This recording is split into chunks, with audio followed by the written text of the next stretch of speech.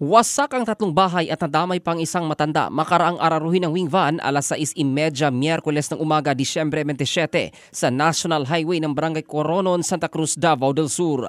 Ang nasawi ay kinilalang si Baltasar Solano na residente sa nabanggit na lugar. Sa ulat mula sa Santa Cruz PNP, parehong binabaybay ng meat van at motorsiklo ang southbound lane habang patungo naman sa Davao City ang wing van na minamaneho ng isang Bernabe Malod na taga Kidapawan City sa North Cotabato. Lumalabas sa investigasyon na lumabas umano sa inner lane ang wing van kaya't bumangga sa paparating na meat van at motorsiklo at bumangga. Dumiretso naman ang wing van sa tatlong kabahayan at nasagasaan ng biktima na agad binawian ng buhay.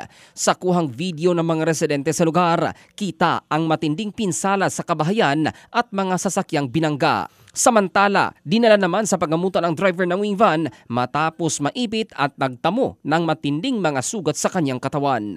Ang balitang ito ay hatid ng DriveMax Adult Herbal Capsule para sa lalaking laging umaangat. Ito si Jofel Candado in the heart of changing lives ng Brigada News Philippines, the Music and News Authority.